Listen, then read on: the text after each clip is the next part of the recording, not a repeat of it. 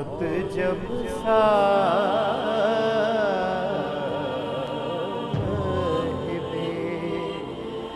کردار سے ٹکراتی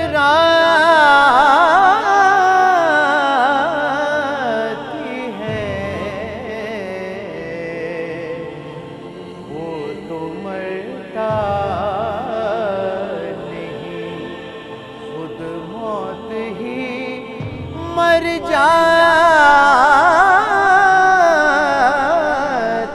ہے، وہ تو مرتا نہیں، خود موت ہی مر جاتی ہے۔ یہ تو ذریعہ ہے ملاقات علی کا، ورنہ موت ہے در کے غلاموں کو کہاں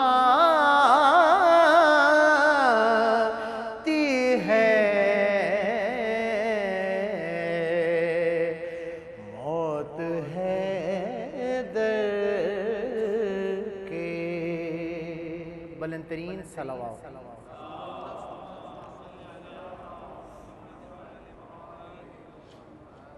ایک مرتبہ پھر اپنی زبانوں کو معطر کیجیے گا اور بلند ترین آواز سے درود پڑھ دیجیے گا۔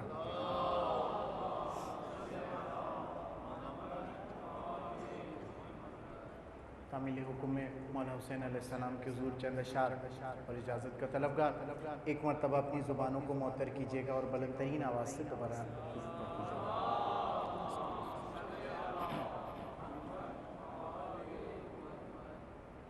زندگی مانے نہ مانے یہ حقیقت ہے حسین۔ جناب مرزا موسیٰ صاحب کی روح پرفتو کو ہدیہ کر رہا ہوں۔ زندگی مانے نہ مانے یہ حقیقت ہے حسین، مجھ کو سانسوں کی نہیں تیری ضرورت ہے حسین، مجھ کو سانسوں کی نہیں تیری ضرورت ہے حسین، آنسوؤں کا صرف ہو جانا تیرے غم کے بغیر میری نظروں میں امانت میں خیانت ہے حسین، میری نظروں میں امانت میں خیانت ہے حسین، اور فرش والے عرش والوں سے بھلا ملتے کہاں، فرش والے عرش والوں سے بھلا ملتے کہاں، آپ کی مجلس میں ہی بس یہ سہولت ہے حسین، نعرہ حیدری، آپ کی مجلس میں ہی بس یہ سہولت ہے حسین، اور اس لیے کشکول تیرے در پہ میں لاتا نہیں، میری نظروں میں یہ توہین سخاوت ہے حسین، مجھ کو سانسوں کی نہیں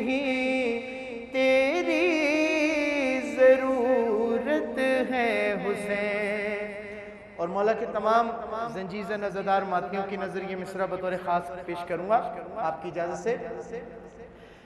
ہاتھ میں زنجیر ہے ماتم کی نیت ہے حسین سرکار، ہاتھ میں زنجیر ہے ماتم کی نیت ہے حسین، کیا تیرے لشکر میں آنے کی اجازت ہے حسین، کیا تیرے لشکر میں آنے کی اجازت ہے حسین، اور شام کے ہارے ہوئے لشکر کا دریا کچھ نہیں، یہ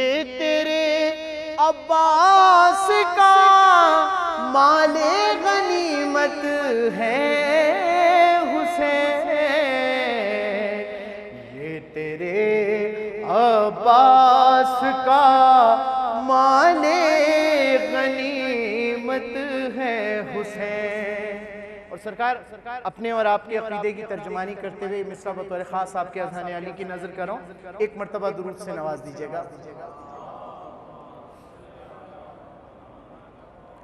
خانہ کعبہ میں بھی مر جائے وہ ہے دوزخی، سرکار خانہ کعبہ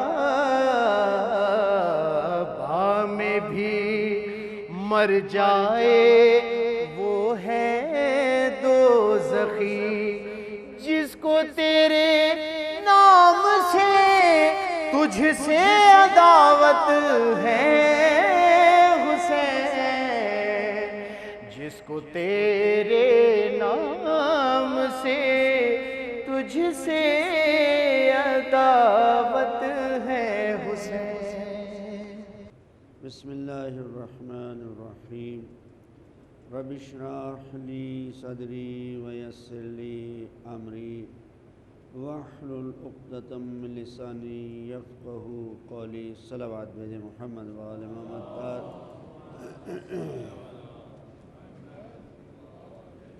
حاضرین کی صحت و سلامتی کے لیے بلند تر صلوات۔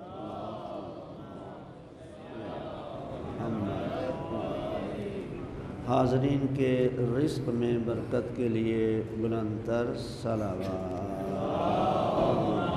صلی اللہ محمد وآل محمد۔ تمام مومنین مومنات و مسلمین و مسلمات بخصوص حاضرین کے مرحومین اور بالاخص آج جن صاحب کی سیم کی مجلس ہے ان کے مرحومین کے لیے ایک مرتبہ سورہ حمد اور 3 مرتبہ سورہ اخلاص کی تلاوت فرمائیں۔ بسم اللہ الرحمن الرحیم، الحمد للہ الرحمن الرحیم، ایاک نعبد و ایاک نستعین،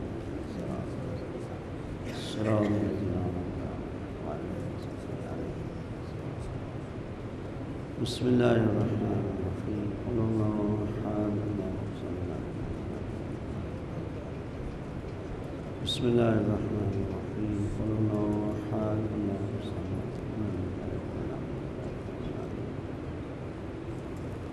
صلوات بھیجیں محمد وآل محمد پر۔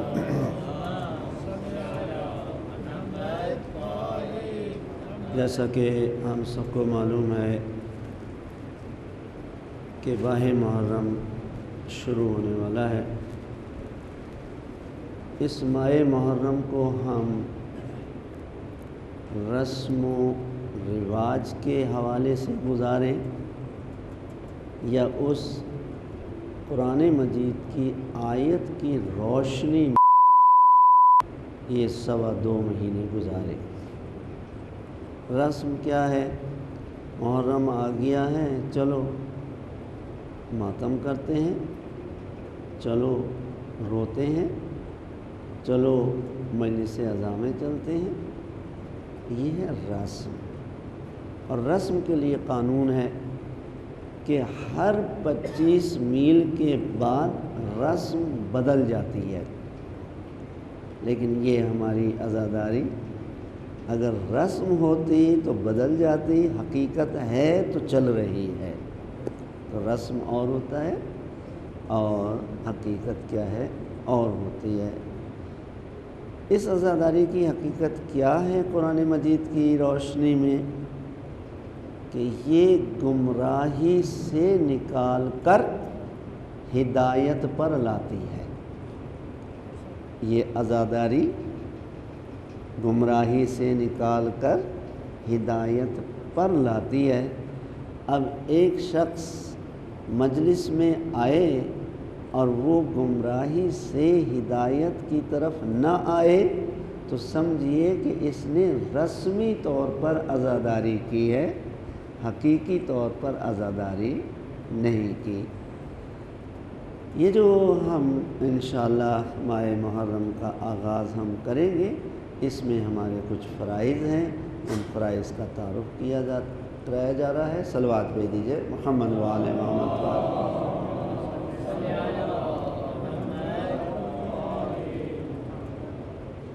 جب ہم اپنی خوشیوں کا اظہار کرتے ہیں تو ربیع الاول سے شروع ہوتی ہیں۔ جب ہم اپنی خوشیوں کا اظہار کرتے ہیں تو ربیع الاول سے شروع ہوتی ہیں۔ 17 ربیع الاول خوشی ہے نا، پھر آگے خوشی بڑھتی ہے رسالت مآب حضرت محمد مصطفیٰ صلی اللہ علیہ وآلہ وسلم کی بیٹی کی ولادت آ جاتی ہے، خوشی ہے نا۔ پھر خوشی آگے بڑھتی ہے تو مولا کائنات امیر المومنین علی ابن ابی طالب علیہ السلام کی ولادت آ جاتی ہے، اور خوشی بڑھتی ہے تو 2 اماموں کی اور ماہ رمضان میں ولادت جو ہے وہ آ جاتی ہے، اور خوشی بڑھتی ہے تو عید الفطر آ جاتی ہے، اور خوشی بڑھتی ہے تو عید غدیر ہو جاتی ہے، اور آخری خوشی ہماری مباہلہ ہے۔ کہاں سے ہم شروع ہوتے ہیں؟ ربیع الاول سے ہم خوشیوں کا اظہار شروع کرتے ہیں، اور آخری خوشی ہماری کون سی ہے؟ عید مباہلہ ہے۔ آپ نے دیکھا ہوگا کہ خوشی ایک دن کی ہوتی ہے، زیادہ دن کی نہیں۔ ولادت آئی، ایک دن کی خوشی، ایسا ہی ہے نا۔ جس کی بھی ولادت آتی ہے ہم ایک دن خوشی کرتے ہیں۔ عید غدیر آئی، ایک دن کی خوشی۔ عید مباہلہ آیا، ایک دن کی خوشی۔ جب ہم خوشیوں کو گننے لگیں گے تو خوشیوں کی تعداد کم ہے، اور جب ہم غم کو گننے لگیں گے تو یہ 2.25 مہینے کا غم ہے۔ ایسا ہے یا نہیں؟ 1 محرم سے شروع ہوتی ہے یہ ہمارا غم، محرم بھی گزر جاتا ہے، سفر بھی گزر جاتا ہے، اور 8 ربیع الاول تک ہمارا غم ہی غم ہوتا ہے۔ اور اس غم کو ہم نے اتنا عبادت کا درجہ دیا، اتنا ہم نے دعاؤں کا حصہ بنایا کہ ہم کہتے ہیں کہ یا اللہ ہمیں سوائے غم حسین کے اور کوئی غم نہ دکھانا۔ تو آپ نے دیکھا کہ غم جو ہے وہ زیادہ ہے اور خوشی کی تعداد کم ہے۔ یہ قرآن کا میسج ہے۔ یہ قرآن کا میسج کیا ہے؟ ہنسو کم، رو زیادہ۔ یہ فطرت کا تقاضا ہے، ہنسو کم، رو زیادہ۔ کیوں کہ اگر زیادہ ہنسیں گے تو زندگی کے اوپر اثرات کیا پڑتے ہیں، زیادہ روئیں گے تو اس کے اثرات زندگی پہ کیا پڑتے ہیں۔ ہنسی 4 قسم کی ہوتی ہے۔ صلوات بھیج دیجیے محمد و آل محمد پر۔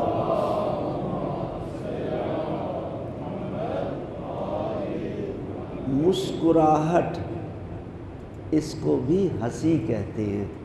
چہرے پہ مسکراہٹ آ جائے نا تو ہم یہ اندازہ لگا لیتے ہیں کہ یہ خوش ہو رہا ہے۔ ایک دفعہ جب ہم خوش ہوتے ہیں تو اس سے دانت ظاہر ہو جاتے ہیں، یہ دوسری خوشی کا اظہار ہے۔ ایک خوشی ہے قہقہ، جب ہم ہنستے ہیں تو اس میں آواز پیدا ہو جاتی ہے۔ ایک ہے ٹھٹا، اس میں بھی ایسی آواز پیدا ہوتی ہے کہ جس سے تکبر ظاہر ہوتا ہے۔ تو آپ نے دیکھا کہ جب ہم خوشی کے میدان میں آئیں گے اور آداب اسلامی کے مطابق خوشی کا اظہار کریں گے تو کہاں ہم نے مسکرانا ہے، کہاں ہم نے ہنسنا ہے، کہاں ٹھٹا ہے۔ ہمارے کسی امام نے، کسی نبی نے اگر خوشی کا اظہار کیا ہے تو مسکرا کر کیا ہے، کبھی دانت ظاہر نہیں ہوئے۔ نبی نے یا اماموں نے خوشی کا اظہار کیا ہے تو آپ کے چہرے پر مسکراہٹ آئی ہے۔ کسی امام نے خوش ہوتے وقت دانت ظاہر نہیں ہوئے، نہ کسی نبی نے ٹھٹا مارا ہے اور نہ کسی نبی نے قہقہ مارا ہے۔ قہقہ، ظالم لوگ جب خوش ہوتے ہیں نا اور مظلوموں پہ وہ فتح پاتے ہیں تو وہ قہقہ مارتے ہیں۔ اس قہقے کے اندر کیا ہے، ان کے ظلم کا کیا ہے، اظہار ہوتا ہے۔ تو یہ جو ہمارے ماشاءاللہ ایام آ رہے ہیں ماہ محرم کے، اس میں رونا زیادہ ہے۔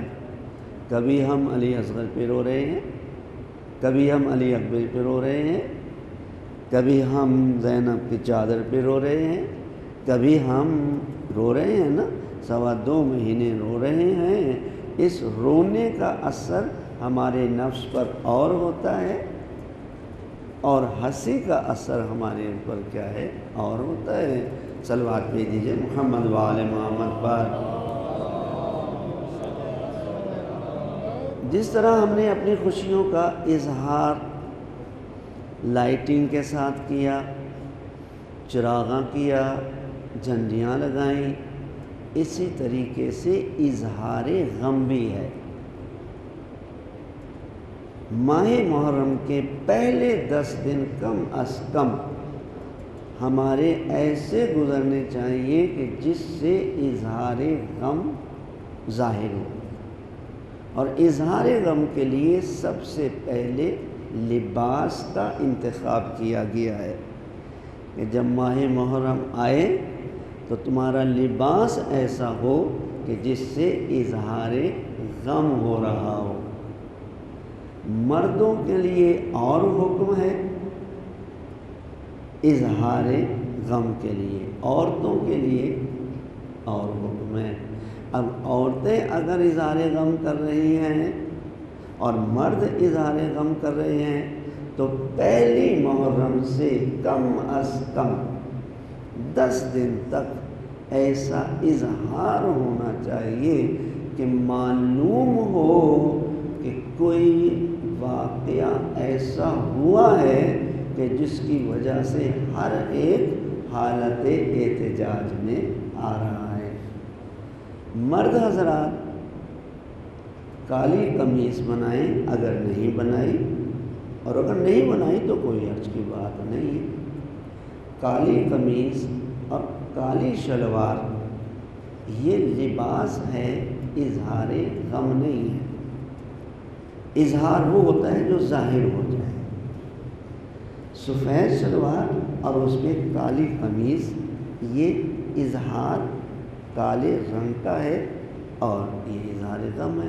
اور نہیں تو کم از کم ہمارے بازوؤں پر کالی پٹی ضرور باندھنی چاہیے کہ جو بھی آئے کالی پٹی باندھ کر آئے تاکہ اظہار غم ہو کہ جب ہم اسمبلیوں میں کالی پٹی پہن کر بیٹھتے ہیں کہ ہمیں حق نہیں ملا، تو پھر یہاں تو کربلا والوں کے غم کا کیا ہے، اظہار ہو رہا ہے۔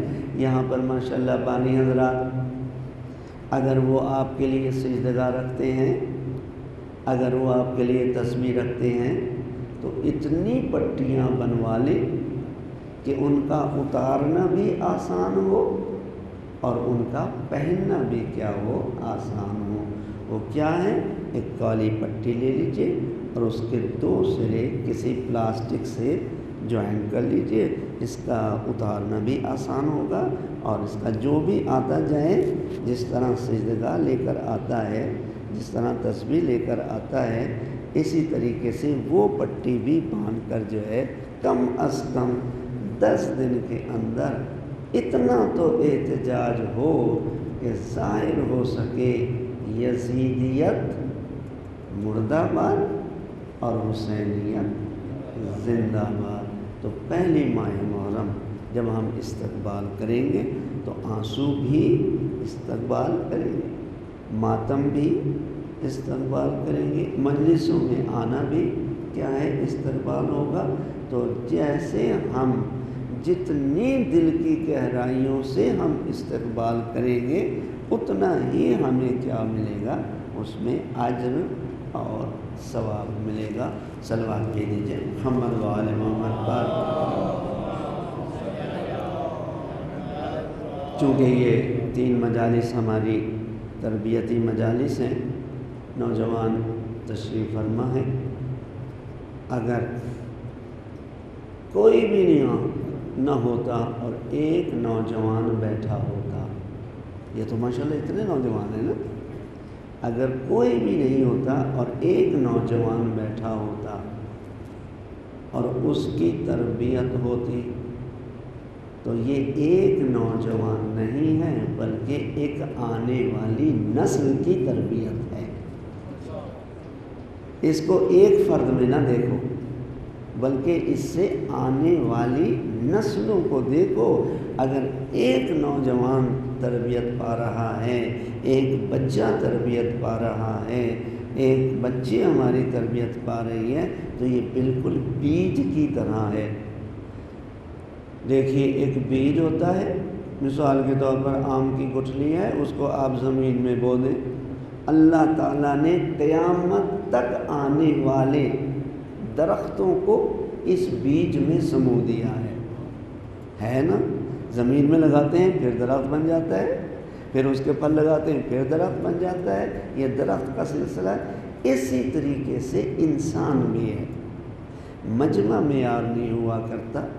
اگر مجمع ہی معیار لینا ہے تو رسالت مآب حضرت محمد مصطفیٰ صلی اللہ علیہ وآلہ وسلم فرماتے ہیں کہ جہاں پہ ذکر الہی شروع ہوتا ہے، اگر تمہیں تمہاری آنکھوں سے یہ مادی پردے ہٹا دیے جائیں، تمہاری آنکھوں سے یہ مادی پردے ہٹا دیے جائیں تو یہ خالی جگہ تمہیں نظر نہ آئے، یہ فرشتوں سے پٹی ہوئی نظر آئے۔ یعنی اس مجلس عزا کا یا ذکر الہی کا اتنا تقدس ہوتا ہے کہ اللہ تعالیٰ باقاعدہ آسمان کے فرشتوں کو حکم کرتا ہے کہ جاؤ، یہاں پہ اللہ کا ذکر ہو رہا ہے، یہاں پہ رسول کا کیا ہے، ذکر ہو رہا ہے۔ تو گویا کہ چند افراد کا ہونا معیار نہیں ہوتا، بلکہ چند افراد جب ہم اس کی اصلاح کریں گے تو پھر نسل در نسل جو ہے یہ چلی جائے گی۔ تو پہلی بات احتجاج کی کیا ہو گئی، ماہ محرم کی کیا ہوگی، اظہار غم کہ ہم اپنا لباس کے ذریعے سے کریں۔ صلوات بھیج دیجیے محمد و آل محمد پر۔ اب سوال ہے نوجوانوں سے، نوجوانوں کا لفظ اس لیے عرض کرتا ہوں کہ تاریخ اٹھا کر دیکھ لیجئے، جو بھی نبی آیا، جو بھی نبی آیا، 2 طبقوں نے حمایت کی، ایک غریب طبقے نے حمایت کی اور ایک نوجوان طبقے نے حمایت کی۔ تاریخ اٹھا کر دیکھ لیجیے۔ کیوں؟ اس لیے کہ نوجوان اپنی فکر، جوانی کی فکر دینے کے لیے تیار ہے، خون دینے کے لیے تیار ہے، وقت دینے کے لیے کیا تیار ہے۔ جب انسان جوانی کے عالم میں یہ ماہ محرم میں اپنی فکر کو درست کرتا ہوا نظر آئے گا تو پھر یہ کیا ہے، ماحول اچھا سے اچھا ہوتا چلا جائے گا۔ سوال یہ ہے کہ قرآن مجید کس مہینے میں نازل ہوا؟ یہ بھی کوئی سوال کرنے والا ہے؟ یہ تو میرا چھوٹا بچہ بھی جواب دے دے گا، وہ بھی چھوٹا بچہ جواب دے دے گا کہ قرآن مجید کس مہینے میں نازل ہوا؟ سبھی نے کہہ دیا ماہ رمضان میں نازل ہوا، ایسا ہی ہے نا؟ لیکن یہ نوجوان ذرا سوال کا جواب تو دے دیں کہ قرآن مجید بچا کس مہینے میں ہے؟ قرآن مجید بچا کس مہینے میں ہے؟ قرآن مجید کا نازل ہونا آسان اور قرآن مجید کا بچانا آسان بات نہیں ہے۔ قرآن مجید بچا ہے ماہ رمضان میں، لہٰذا ہمارے نوجوان، ہمارے بچے، ہمارے بزرگ، ہماری خواتین اس طرف متوجہ ہوں کہ جیسے ہی ہمیں پتہ پڑے کہ کل ماہ رمضان ہو گیا ہے، یا تو ہم قرآن مجید کو دیکھ لیں جہاں بھی ہیں، ہمارے بچے کر سکتے ہیں یعنی، یا ہم قرآن مجید کو چوم لیں، جزدان کے اندر ہے تو وضو کی ضرورت نہیں ہے، چوم لیں، اور اگر وضو ہے تو جزدان سے قرآن نکالیے، ایک لفظ پڑھ لیجیے، کوئی فرق نہیں پڑتا۔ کسی نے ایک لفظ پڑھنا ہے بس بند کر دیجیے، کسی نے ایک آیت پڑھنی ہے ایک آیت پڑھ لیجیے، کسی نے ایک رکوع پڑھنا ہے ایک رکوع پڑھ لیجیے۔ یہ ہمارا قرآن مجید کا دیکھنا ماہ محرم سے شروع ہو جائے اور کم از کم 10 دن ہم اس قرآن مجید پر نگاہ کرتے رہیں، یا اس قرآن مجید کو ہم چومتے رہیں، یا اس قرآن مجید کو ہم ایک لفظ کی صورت میں پڑھتے رہیں، یا ایک آیت کی شکل میں ہم پڑھتے رہیں، ایک رکوع کی شکل میں ہم پڑھتے رہیں، معلوم ہے کہ پڑھنے والا قرآن مجید تو پڑھ ہی رہا ہے لیکن عملی طور پر کہہ رہا ہے یزیدیت مردہ باد، حسینیت زندہ باد۔ یہی تو قرآن تھا جس کو یزید مٹانا چاہتا تھا، یہی تو قرآن تھا جس کو ہم دیکھ رہے ہیں یزید ختم کرنا چاہتا تھا۔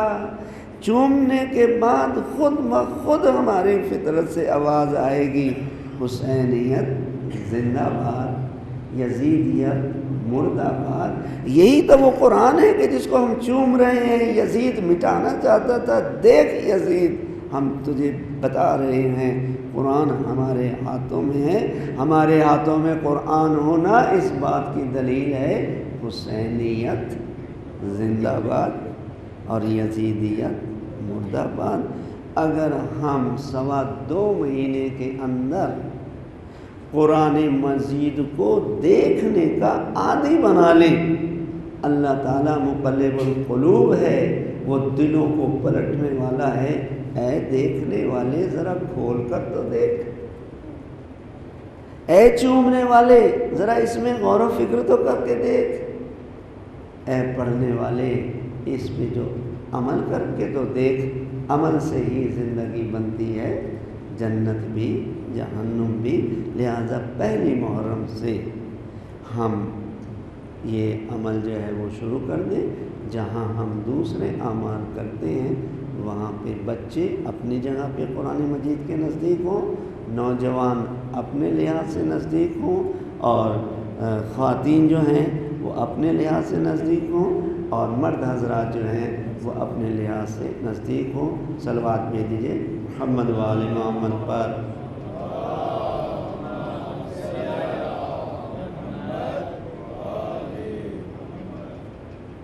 مجھے یہ بتائیے کہ ہم علم کو چومتے ہیں یا نہیں؟ یہ ہمارا عقیدہ ہے، اس عقیدے سے ہم ہٹنے کے لیے تیار نہیں ہیں۔ علم کو نہیں چومیں گے تو اور کس کو چومیں گے؟ اس پہ عقیدہ مضبوط ہونا چاہیے۔ لیکن سوال یہ ہے، علم کہتے کسے ہیں؟ یہ عزاداری ہمیں گمراہی سے نکال کر ہدایت پہ لاتی ہے نا، ایسا ہی ہے نا؟ ہم علم کسے کہتے ہیں؟ ہمارے بچوں کو معلوم تو ہونا چاہیے کہ علم کسے کہتے ہیں۔ ہم علم کو چومتے کیوں ہیں؟ اس لیے ہم چومتے ہیں کہ ہمارے ماں باپ چومتے تھے۔ یہ تو ہمارے آباء و اجداد کا مذہب ہو جائے گا، عبادت نہیں بنے گی۔ لیکن اس لیے چومتے ہیں کہ یہ چومنے کے قابل ہیں۔ کیا مولا نے نہیں فرمایا تھا، خدایا میں جنت کے لالچ سے تیری عبادت نہیں کرتا ہوں، نہ جہنم کے خوف سے، بلکہ تو لائق عبادت ہے تو میں کیا ہے تیری عبادت کرتا ہوں۔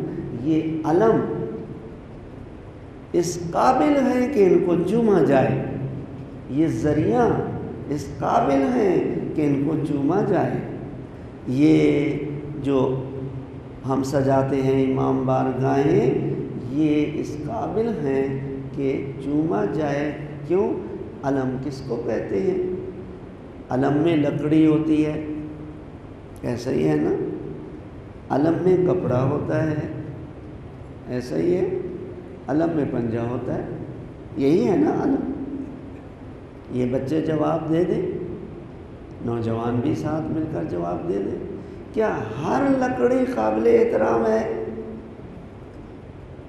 کیا جواب ہے؟ ہر لکڑی قابل احترام ہے؟ تو اگر ہر لکڑی قابل احترام ہے تو پہلی محرم کو چلے جائیں اس بازار میں جہاں لکڑیاں موجود ہیں، چومتے رہیں۔ ہمیں کوئی پاگل کہے گا کہ یہ کیا ہو گیا؟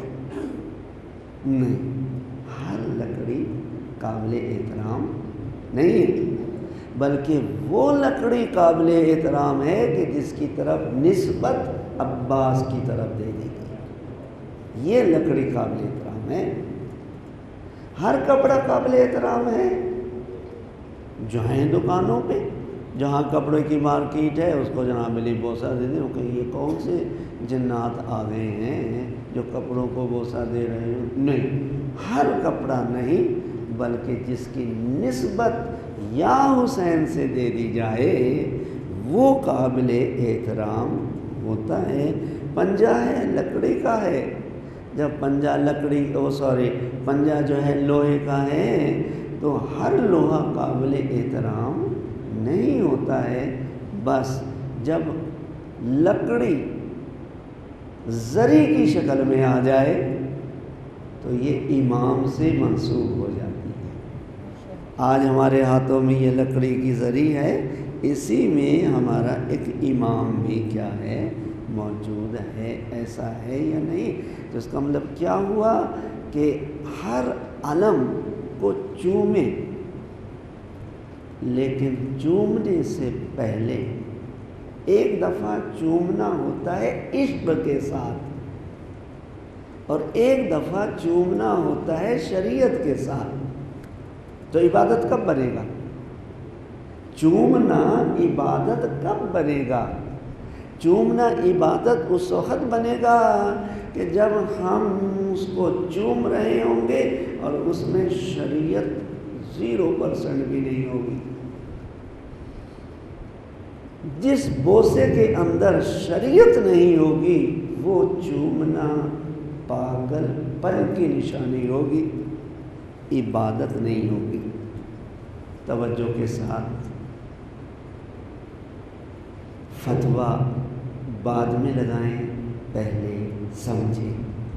کیوں کہ جو سمجھنے سے پہلے فتویٰ لگاتے ہیں نا وہ ابو جہل میں شمار ہوتے ہیں، اور جو سمجھ کر فتویٰ لگاتے ہیں وہ مجتہدین کے اندر کیا ہے شمار ہوتے ہیں۔ کیا کہا کہ ہم چوم رہے ہیں، چوم رہے ہیں، چوم رہے ہیں، چوم رہے ہیں۔ چومیے، عبادت ہے، لیکن چومنے کو عبادت تو بنائے نا۔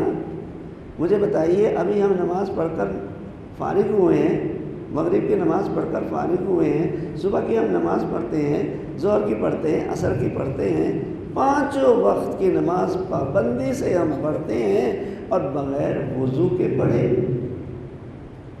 تو یہ عبادت ہو جائے گی؟ ساری نفی میں کر رہے ہیں نا۔ تو نماز کون سی عبادت بنے گی؟ نماز وہی عبادت بنے گی کہ جس کی ابتدا کس سے کی جائے؟ وضو سے کی جائے۔ چلیں وضو بھی کر لیا، نیت نہیں کی، کھڑے ہیں، الحمد ہم پڑھ رہے ہیں، چھوٹی سورت پڑھ رہے ہیں، نیت کے بغیر نماز ہو جائے گی؟ اس کا مطلب کیا ہوا؟ عبادت شریعت چاہتی ہے، عبادت جنون نہیں چاہتی۔ جس جنون کے اندر شریعت نہیں ہوتی وہ عبادت نہیں ہوتی۔ اب عبادت کیسے بنے گی؟ چومیے، ہم نسبت کو چومتے ہیں، ہم لکڑی کو نہیں چومتے، ہم کپڑے کو نہیں چومتے، ہم لوہے کو نہیں چومتے، نسبتوں کو چومتے ہیں۔ 25 لاکھ کا مجمع حج کر کے آ رہا ہے، خانہ کعبہ کی دیواروں کو چوما ہے یا نہیں؟ یہ اینٹوں کو چوما ہے یا خانہ کعبہ کو چوما ہے؟ کیا جواب ہے نوجوانوں کا؟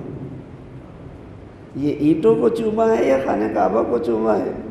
چوما اینٹوں کو ہی ہے، آسمان سے نازل نہیں ہوئی ہیں اینٹیں، یہ اسی مٹی کی بنی ہوئی ہیں جو مٹی زمین سے ہم لیتے ہیں، لیکن ان تمام اینٹوں کی نسبت ہم نے خدا کی طرف دے دی، خانہ کعبہ کی طرف دے دی۔ اب اینٹ کو نہیں چوم رہے بلکہ خانہ کعبہ کو چوم رہے ہیں، یعنی نسبت کو چوم رہے ہیں۔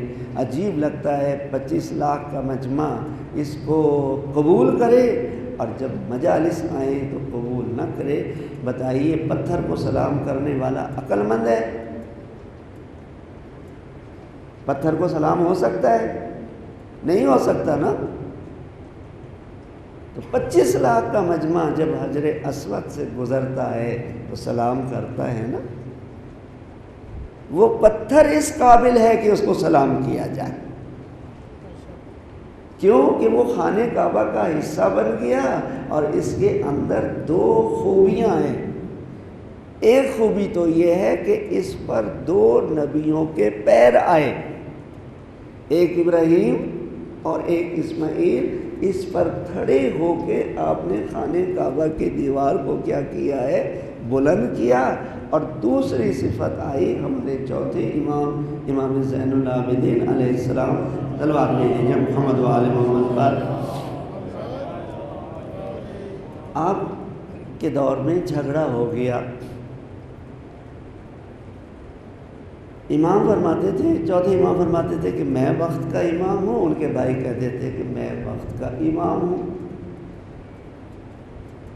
تو اب یہ جھگڑا، کہا اس کو جھگڑا کرنے کی کیا ضرورت ہے، آئیں اس حجر اسود سے فیصلہ لے لیں۔ بتائیے پتھر کوئی بولتا ہے؟ پتھر کی زبان کیا ہے؟ اردو ہے، انگلش ہے، عربی ہے، وہی زبان ہے جو امام چاہے گا۔ حجر اسود سے خطاب کر رہے ہیں، اے حجر اسود۔ اور یہ ہمارا عقیدہ پختہ ہونا چاہیے کہ کائنات کی ہر مخلوق نبی کے تابع ہوتی ہے، اور نبی کے بعد امام کے تابع ہوتی ہے۔ جو اصول نبی کا ہے وہی اصول امام کا ہے، فرق یہ ہے کہ وہ نبی ہیں اور یہ کیا ہے، امام ہے۔ اس حجر اسود سے ایسی فصیح و بلیغ عربی نکلی کہ اس نے کہا کہ وقت کا امام زین العابدین ہے۔ ان کے بھائی پیچھے ہٹ گئے، کہا میں آپ کی بیعت کرتا ہوں۔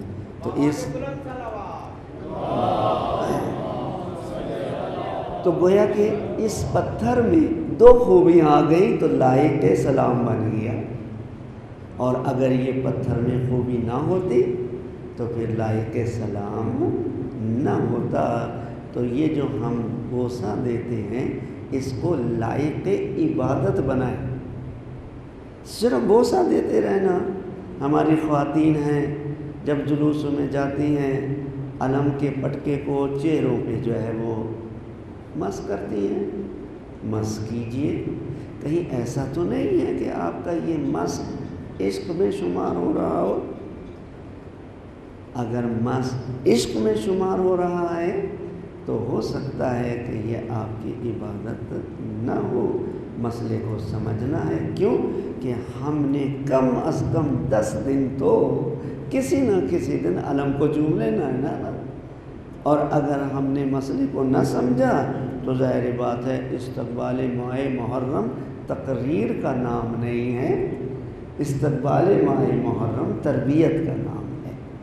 جس طریقے سے امتحان کمرہ امتحان میں جاتے ہیں، بچہ یاد کرتا ہے، اس کو حفظ کرتا ہے، اور کمرہ امتحان میں اسی طریقے سے ہم 2.25 مہینے جا رہے ہیں ایسی جگہ کہ جو اللہ تعالیٰ نے میزان اعمال بنایا ہے، اس میں بیٹھ کر ہم تولیں گے کہیں ہم گناہ گار تو نہیں، اس کے اندر بیٹھ کر ہم تولیں گے کہیں ہم گمراہ تو نہیں، اس کے اندر ہم بیٹھ کر تولیں گے کہ ہم ہدایت پر ہیں۔ تو گویا کہ یہ 3 مجلسیں یا 2 مجلسیں 10 دن کو کیسے گزاریں، یہی قانون ہوگا، پھر ہم 2.25 مہینے بھی اسی طریقے سے جو ہے گزاریں گے۔ صلوات بھیج دیجیے محمد و آل محمد پر۔ جب ہم کسی علم کو چومنے لگے تو سب سے پہلے ہم متوجہ ہو جائیں کہ ہمارا وضو بھی ہے یا نہیں، ہمارا وضو بھی ہے یا نہیں۔ اگر وضو کے بغیر پنجے کے اس جگہ پر بوسہ دے دیا کہ جس پر اللہ لکھا ہوا ہے، یا پنجتن نام کو بوسہ دے دیا، ہر انگلی میں ایک پنجتن کا نام لکھا ہوا ہے، وہاں بوسے میں بوسہ، بوسے میں بوسہ، بوسے میں بوسہ، اور وضو ہے نہیں، تو مجھے بتائیے جب بغیر وضو کے نماز نہیں ہو سکتی، چاہے قیام ہو، رکوع ہو، سجود ہو، تشہد ہو، سب کچھ ہو، اس کو عبادت کا درجہ نہیں دیا گیا بغیر وضو کے، تو پھر بوسے کو کیسے عبادت کا درجہ دیا جا سکتا ہے؟ دیکھیں، اگر میں باوضو ہوں تو میں بوسہ دوں، اور اگر میں باوضو نہ ہوں تو ایسی جگہ بوسہ دے دے کہ جہاں پر کسی معصوم کا نام نہ لکھا ہو۔ لکڑی ہے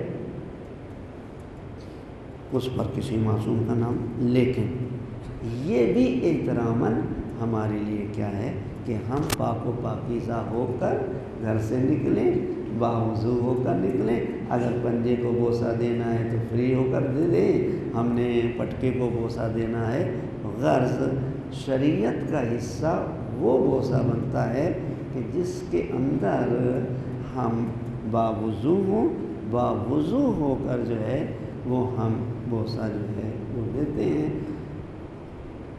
ہم نے علم بنائے تو یہ بوسے کے قابل بن گئے، ایسا ہے ہی نہیں۔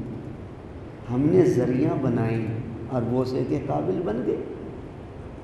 ہم نے امام بارگاہیں سجائیں، دیکھنا ان کا عبادت بن گیا، ایسا ہے یا نہیں؟ تو جب ہم علم کو بوسہ دینے کے، تو پھر قرآن مجید کو بوسہ کیوں نہیں؟ یہ تو خداوند تعالیٰ کی طرف سے نازل ہوا ہے۔ جو چیز ہم نے خود بنائی ہے وہ اتنی قابل احترام بن گئی کہ ہم اس کو بوسہ دے رہے ہیں۔ جو اصول ہم نے علم کے اندر قائم کیا وہ وہی اصول ہے جو قرآن کے اندر موجود ہے کہ اس کو بغیر وضو کے بوسہ جو ہے وہ نہیں دینا۔ بس آج چونکہ آپ تھکے ہوئے ہیں اور مغرب کی نماز سے آئے ہیں، کل انشاءاللہ جیسا کہ اعلان ہوا ہے 7:30 بجے جو ہے وہ ہم جو ہے وہ شروع کر دیں گے۔ مسائل کو ہم ترتیب دیتے ہیں۔ امام نے ایک عمل ایسا کیا ہے، ایک عمل ایسا کیا ہے جو شہادت کے بعد ہے۔ ذہن میں نہیں آتی بات؟ شہادت کے بعد تو نہ پیاس لگتی ہے، شہادت کے بعد تو نہ بھوک لگتی ہے، نہ شہادت کے بعد لباس کی ضرورت ہوتی ہے، نہ شہادت کے بعد مولا نے ایک ایسا عمل کیا ہے کہ پوری تقریر کا خلاصہ مولا کے اس جملے میں آ جاتا ہے۔ مولا نے نو کے نیزہ پر کہا ہے یزیدیت مرد آباد عملی طور پر، اور حسینیت زندہ باد۔ جب نو کے نیزہ پر یہ سر گیا ہے تو آپ سنتے رہتے ہیں، قرآن پڑھا ہے یا نہیں؟ جو شخصیت شہادت کے بعد بھی قرآن کو یاد رکھے تو مجلس اعظم میں آنے والے قرآن کو بھول کر آئیں، تو اس کا مطلب پھر کیا ہوا کہ یہ قرآن مجید کہا اے یزید دیکھ، تیرا یہ خیال تھا کہ ہمارا سر تن سے جدا ہو جائے گا تو قرآن ہم سے جدا ہو جائے گا؟ ہم قرآن پڑھ کر دکھا رہے ہیں کہ اے یزید دیکھ، تو ہمارا سر تو تن سے جدا کر سکتا ہے لیکن قرآن ہم سے کیا ہے، جدا نہیں کر سکتا۔ تو بچوں سے بھی گزارش ہے، دیکھنے کی حد تک بھی دیکھیں، چومنے کی حد تک بھی چومیں۔ نوجوانوں سے بھی گزارش ہے ایک حرف پڑھ لیں، لیکن جتنا جتنا ہم قرآن مجید کے نزدیک آتے جائیں گے اتنا اتنا ہم کربلا کو کیا ہے خراج تحسین جو ہے وہ پیش کرتے جائیں گے۔ خدا آپ کو سلامت رکھے۔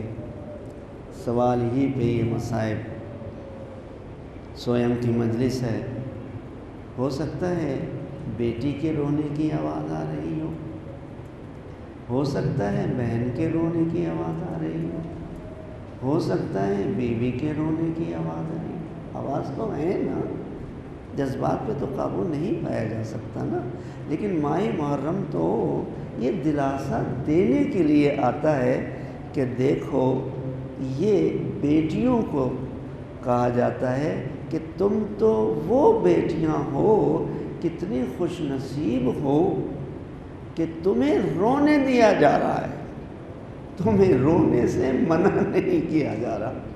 لیکن وہ بیٹیاں بھی تو تھیں نا کہ جن کو رونے سے بھی منع کیا گیا اور ان یتیموں کے منہ پہ تماچے بھی مارے گئے۔ اجرکم علی اللہ، عزاداران حسین، کیا فاطمہ یتیم نہیں ہوئی تھی؟ فاطمہ یتیم ہوئی تھی تو بتائیے کہا جاتا ہے رونے دیا جائے یا رونے سے منع کیا جائے؟ کہا یا علی فاطمہ کو کہو یا تو صبح رویا کرے یا شام کو رویا کرے۔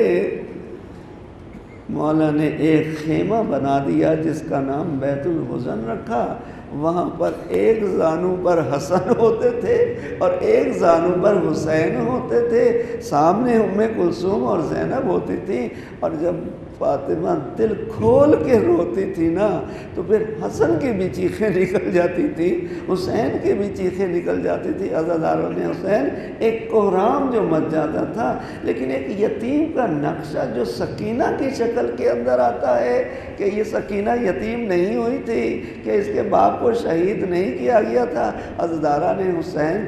یہ بتائیے ہمارے یہاں کیا دستور ہے؟ یتیم کے سر پر ہاتھ پھیرا جاتا ہے یا منہ پہ تماچے مارے جاتے ہیں؟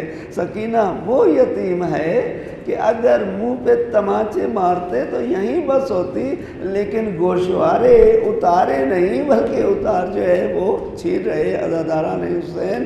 آپ تو ابھی سے رونے پیٹنے لگے، ماہ محرم آیا نہیں اور رونے لگے عزاداران حسین، ہم کیا روئیں گے؟ سوال ہے، اے رونے والوں، اے آنکھوں میں آنسو لانے والوں، کیا آپ نے کربلا دیکھی ہے؟ کیا آپ نے علی اکبر کے سینے پہ برچھی لگی دیکھی ہے؟ کیا آپ نے علی اصغر کے حلق میں تیر لگا دیکھا ہے؟ اور اگر یہ جملہ برداشت کر لیں تو کیا آپ نے زینب کی چادر کو چھلتا ہوا دیکھا ہے؟ سبھی کہیں گے نہیں نہیں نہیں، ہم نے نہ علی اکبر کی برچھی دیکھی، نہ علی اصغر کے حلق میں تیر دیکھا، نہ ہم نے زینب کی چادر کو لٹتے ہوئے دیکھا۔ تو ہمارے رونے کا یہ حال ہے۔ علی اکبر کے مصائب شروع ہوتے ہیں تو تڑپنا مار کر شروع کر دیتے ہیں، علی اصغر کے مصائب ہوتے ہیں تو مائیں اپنے بچوں کو بھول جاتی ہے اور کہتی ہیں اے علی اصغر، ہمارا جھولا خالی ہوا تو کوئی بات نہیں، لیکن جب رباب کا جھولا خالی ہوا ہے تو اس کی تو ماں کا دودھ بھی خشک ہو گیا تھا۔ عزاداران حسین، دو شخصیتوں نے کربلا کو دیکھا ہے۔ ایک شخصیت بیمار کربلا ہے جنہوں نے لٹی ہوئی کربلا کو دیکھا ہے، اور ایک شخصیت زینب ہے جنہوں نے لٹتا ہوا دیکھا ہے۔ جب بیمار کربلا ہوش میں آتے تو کہتے ہیں اینا اینا علی اکبر، زینب جواب دیتی ہے برچی کھائے پڑا ہے، اینا اینا عباس، جواب ملتا ہے بازو کٹے پڑے ہیں، اینا اینا علی اصغر، حلق میں تیر۔ بس یہ سننا تھا مولا نے، کیا فوجیں خیموں کے اندر آ گئی تھی؟ کہا نہیں نہیں، بلکہ تمہارے بابا ایک قطرے آب پلانے کے لیے گئے تھے اور تیر واپس لے کر آئے۔ عزاداران حسین، ہم نے کربلا نہیں دیکھی تو ہمارے رونے کا یہ حال ہے، تو جس نے کربلا دیکھی ہوگی، ابھی چاند آپ نے دیکھا نہیں، لیکن جب آپ دیکھنے لگیں گے تو وہ چاند یاد کر لینا جو کربلا کے بعد پہلے سال چاند رباب نے دیکھا۔ پچھلے سال رباب کی گود میں علی اصغر تھا، اور اس چاند کے بعد چولہا خالی ہے۔ یہ چاند ام لیلہ بھی دیکھے گی، یہی چاند زینب بھی دیکھے گی۔ زینب کو یہ چاند دیکھ کر کیا یاد آ جائے گا؟ کوفہ و شام کے بازار یاد آ جائیں گے۔ یہ چاند دیکھ کر ام لیلہ کو کیا یاد آ جائے گا؟ علی اکبر یاد آ جائے گا۔ عزاداران حسین، جب یہ چاند آپ دیکھیں گے تو امام زمانہ بھی چاند دیکھیں گے۔ جب امام زمانہ چاند دیکھیں گے تو کبھی علی اصغر کو رو رہے ہوں گے، کبھی علی اکبر کو رو رہے ہوں گے، کبھی عباس کو رو رہے ہوں گے۔ عزاداران حسین، بیمار کربلا نے لٹی ہوئی کربلا دیکھی ہے، جب ایسے بازار سے گزرتے تھے کہ جس میں حیوانوں کو ذبح کر کے لٹکایا جاتا تھا۔ پوچھتے تھے اے حیوانوں کو ذبح کرنے والوں، تم نے پانی بھی پلایا تھا؟